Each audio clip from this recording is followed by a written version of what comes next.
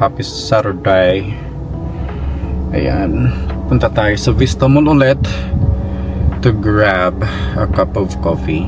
Paka-hot kasi parang 2 araw na ako nag-ice coffee, which is not my usual go to drink.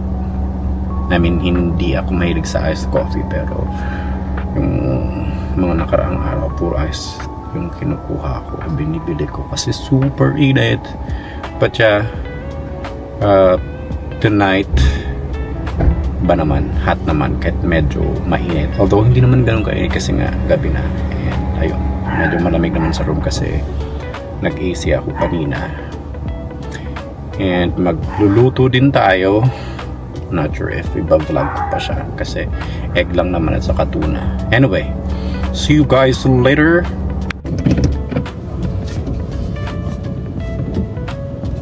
Yung guys, driving na tayo papunta sa Tanza. Not Tanza but Vista Mall. Not sure if you guys can hear me. I hope you can.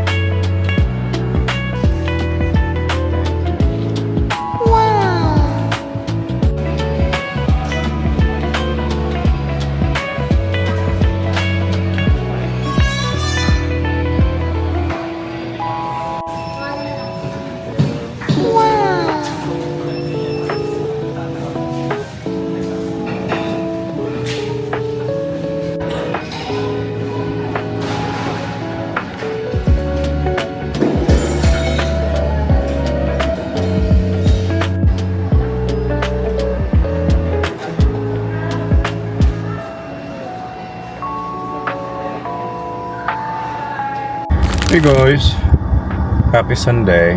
So papunta tayo sa isang coffee shop ulit, sa 13 ulit. And let's see kumusta rin yung place itself, kung maganda rin pa siya. But ayun, nakakakita ko lang sa kanya kanina sa TikTok. And plus point siya kasi malapit lang siya dito sa bahay. So that's where we're gonna go. So I'll see you guys there. Hey guys, dito na tayo sa isang coffee shop. Unfortunately, yung original na coffee shop na pupuntahan ko medyo walang parking. Nasa second floor pa sila ng isang commercial space building. So dito na lang ako sa Kanlungan ulit kasi maganda rin naman dito. Although several times na ako nakapunta dito, but still yung coffee and the ambience the best. So I'll show you guys around.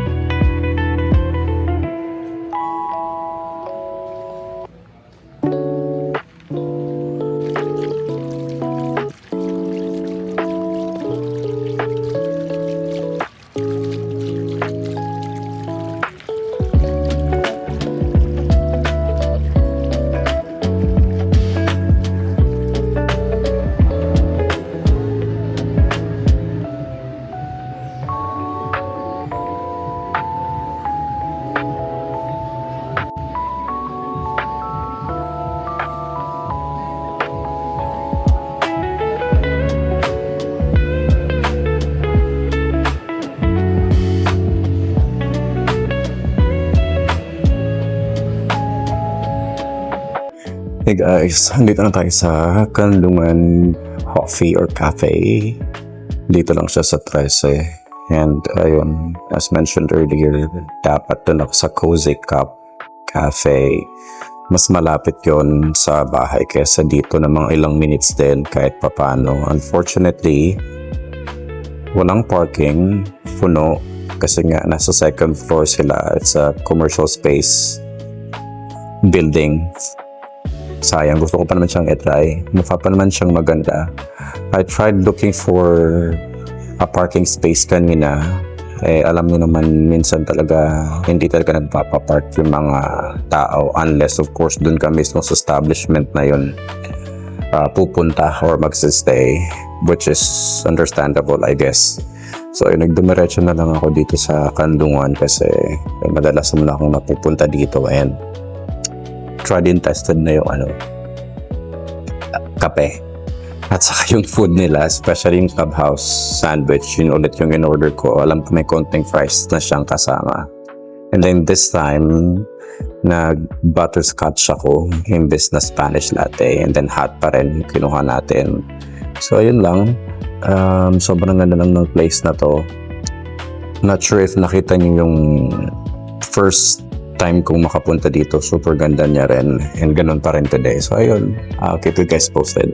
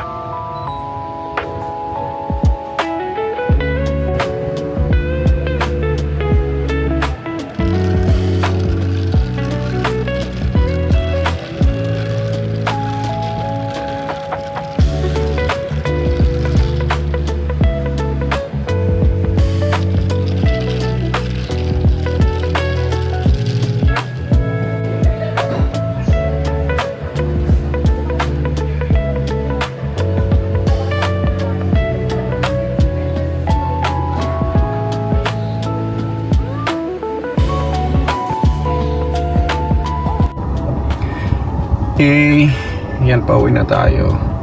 It's now 9 PM and magko-close sila ng 10. Pero marami pa namang tao. And yung last order ko na matcha, na na-surprise ako sa sobrang laki nung baso. Pero worth it naman siya. And I think it was just 195 pesos for that size. Hindi na masama, diba? And ang gusto ko pa doon is hindi siya ganun katamis. Tapos parang creamy.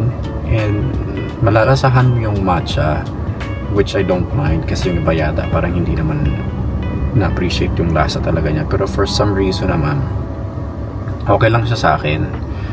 So, ayun, if you guys are planning na magpunta rito sa Kanlungan, pwede nyo silang i-message sa marketplace tuloy sa Facebook Messenger page nila, kasi minsan may event sila and ayun, parang kailangan mag-message muna, baka mamaya sayang din yung pagpunta nyo in case alam nyo na may events dito, kasi minsan naabutan namin parang may wedding dito, so hindi sila nag-allow ng ng ibang guests aside from dun sa nakabook sa place nila.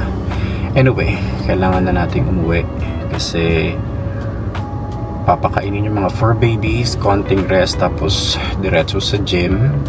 Hey guys, ayan, papunta na tayo sa gym.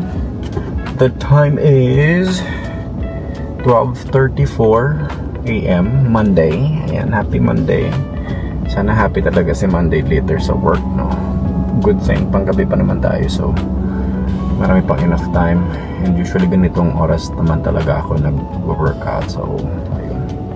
Hopefully walang masyadong nag-workout, kasi minsan kahit super late na marami pa rin nag-workout and mahirap kapag may kaagaw sa mga gamit sa gym. But anyway, I'll see you guys later at the gym.